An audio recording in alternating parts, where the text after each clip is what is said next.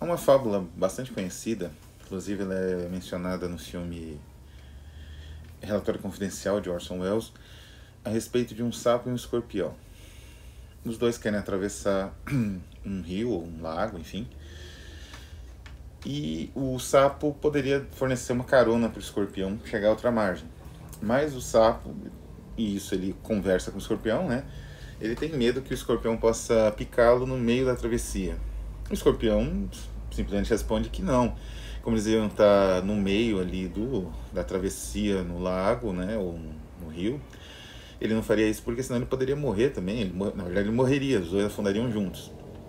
O sapo racionaliza e percebe que ele tem razão e resolve então dar carona para atravessar o lago. Acontece que o escorpião pica o sapo no meio da travessia. E o sapo pergunta, mas por que você fez isso, né? Sabendo que os dois iam morrer. E o escorpião responde, porque eu não posso negar ou coisa assim a minha própria natureza. Existem algumas variações dessa história, inclusive uma belíssima variação budista em que os dois animais sobrevivem e ficam bem, só que é trocado por um crocodilo e um macaco, que se inverte um pouco a situação do carona e do enfim, e do veículo, né? Mas essa história, ela sintetiza o horror. O horror, ele existe, as narrativas de horror, né? As imagens de horror, elas existem para além da nossa racionalidade.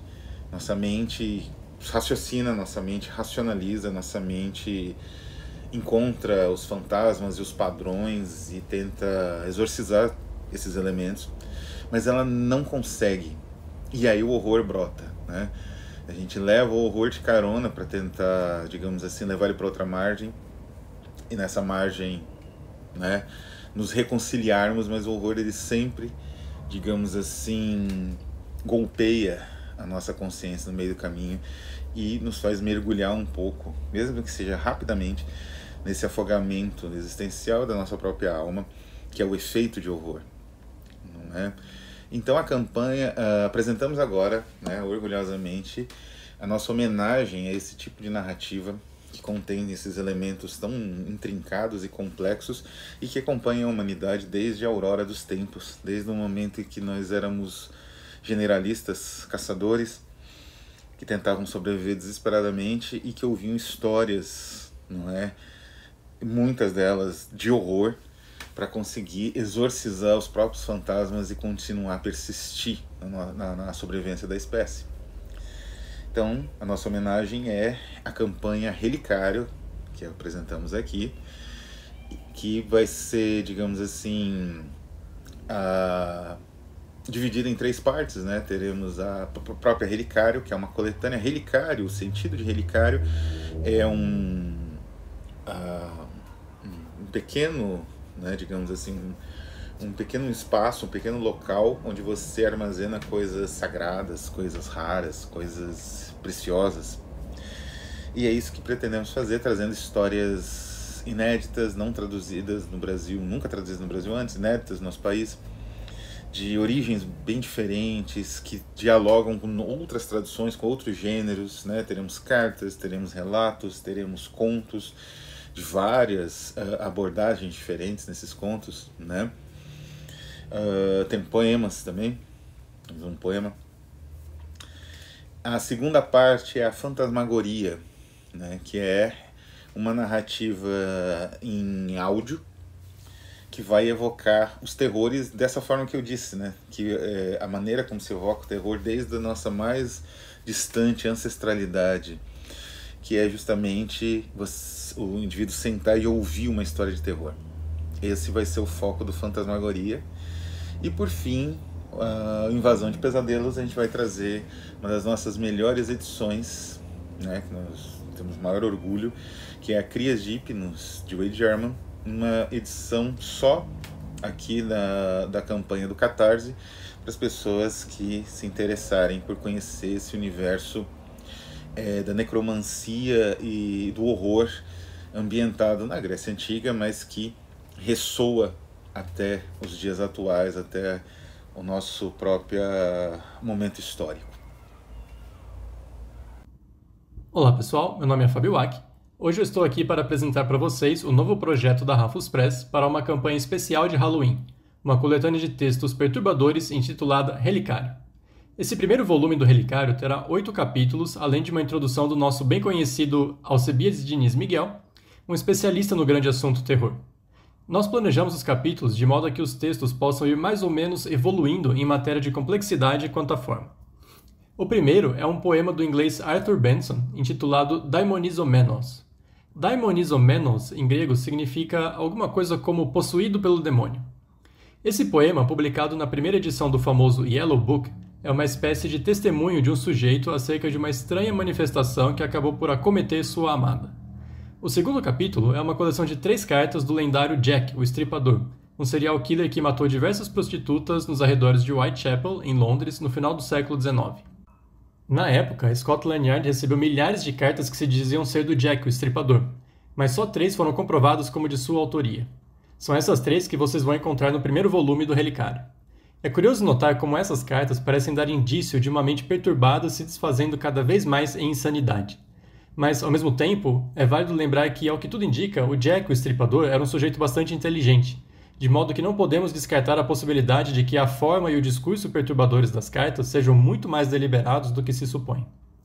Seja como for, é uma leitura bastante curiosa. O terceiro capítulo é o que, em termos técnicos, se denomina efêmera, isso é, alguma coisa feita para durar pouco tempo ou para algum fim pontual e específico. No caso, trata-se de um panfleto distribuído pelas ruas de Edimburgo no começo do século XVIII e que nós intitulamos simplesmente como Panfleto a respeito de roubos de corpos em Edimburgo no ano de 1711. Escrito por uma autoridade religiosa da época, esse panfleto é um alerta para o fato de que, por assim dizer, cientistas da cidade estavam roubando corpos dos cemitérios para suas pesquisas particulares. O evento em si já é muito curioso, mas a perspectiva religiosa do autor torna todo o documento muito mais instigante. O quarto capítulo consiste em um relato de uma suposta possessão demoníaca ocorrida no século XVII e é um texto bastante conhecido na cultura norte-americana. Nós o intitulamos como um breve relato da estranha e singular providência divina que desabou sobre Elizabeth Knapp. Escrito por Samuel Willard, um clérigo puritano, esse relato é bastante importante hoje não apenas por ser um dos primeiros registros detalhados de uma possessão, mas também por documentar um evento desse tipo ocorrido às vésperas dos julgamentos das bruxas de Salem. Além do mais, esse documento também é de grande interesse hoje por ter servido de base para o filme A Bruxa, de Robert Eggers. O quinto capítulo, Uma Manifestação Fantasmagórica, é um relato em primeira mão de eventos supostamente sobrenaturais ocorridos a um clérigo anônimo e a sua família na década de 1880. Esse texto é um documento bastante ímpar porque, como viemos descobrir, ele parece ser um exemplo de uma espécie de gênero literário, por assim dizer, muito pouco explorado. No final do século XIX, esteve em alta na Inglaterra uma certa Sociedade para Pesquisas Psíquicas, cujo objetivo era registrar e eventualmente tentar esclarecer eventos sobrenaturais. Digo que parece se tratar de uma espécie de gênero literário porque, para conduzir suas pesquisas, essa sociedade passou a colecionar relatos especificamente de pessoas que teriam experimentado alguma espécie de manifestação sobrenatural. Esses relatos, mais do que simplesmente narrarem essas experiências, providenciam detalhes minuciosos do ocorrido a fim de ajudar os cientistas da sociedade a solucionar os mistérios em apreço. O sexto capítulo é um conto do escritor irlandês William Butler Yeats intitulado Regina Pygmeorum Veni. Esse título, em latim, pode ser traduzido como Rainha dos Pigmeus, venha, uma espécie de invocação ou chamado. Trata-se de um conto de fadas, mas, como muitas narrativas do Yeats, e como muitos contos de fadas da cultura irlandesa de modo geral, esse conto foge com elegância daquilo que ele de fato deveria ser. A ambientação é um tanto sombria, a benevolência das criaturas mágicas é um tanto ambígua, e em alguns pontos, mesmo a narração é bastante críptica. Mas essas características só reforçam a admirável habilidade do Yeats de dizer muito com muito pouco, de criar narrativas profundas e estranhas com o mínimo de recursos. O sétimo capítulo é um conto macabro do escritor britânico Hector Hugh Munro, também conhecido por Saki. O título desse conto é um nome próprio, Gabriel Ernest. Como a narrativa do Yeats, essa narrativa do Saki tem a notável habilidade de dizer muita coisa com muito pouco. Mas uma característica particular sua é sua habilidade de costurar cenas leves, cenas, eu diria, até mesmo idílicas, com cenas de sugestão de sangue, por assim dizer. Embora a história seja obviamente macabra, sua qualidade estética não está na explicitude dos eventos pavorosos e violentos, mas sim na insinuação deles em momentos-chave do enredo. Por fim, o 8º capítulo é um conto compilado por Jane Francesca Wilde, a Lady Wilde, mãe do muito bem conhecido escritor Oscar Wilde.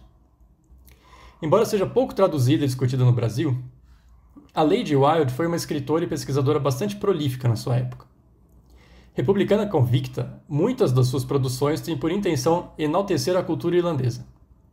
As Mulheres de Chifre, que compilamos nesse primeiro volume da revista Relicário, é um conto que a Lady Wilde coletou da sua tradição irlandesa a fim de providenciar um vislumbre da mitologia do seu povo, da maneira como seu povo lidava com a espiritualidade, o invisível e a própria morte. Esse conto é efetivamente um conto sobre bruxaria. Como muitos contos fantásticos da tradição irlandesa, por si só já bastante única, esse conto trata, por assim dizer, de visitas inconvenientes, visitas de seres insólitos que acabam desestabilizando o lastro que os protagonistas têm com a realidade. Lúgubre, permeado por mistérios e bastante desconfortante, esse conto reafirma não apenas a singularidade dos contos irlandeses de horror, mas também a sensibilidade que a própria Lady Wilde tinha para uma boa ficção. Eu vou ficando por aqui. Não deixem de apoiar o primeiro volume da Relicário no Catarse, uma campanha especial da Ravos Press para o Halloween de 2022.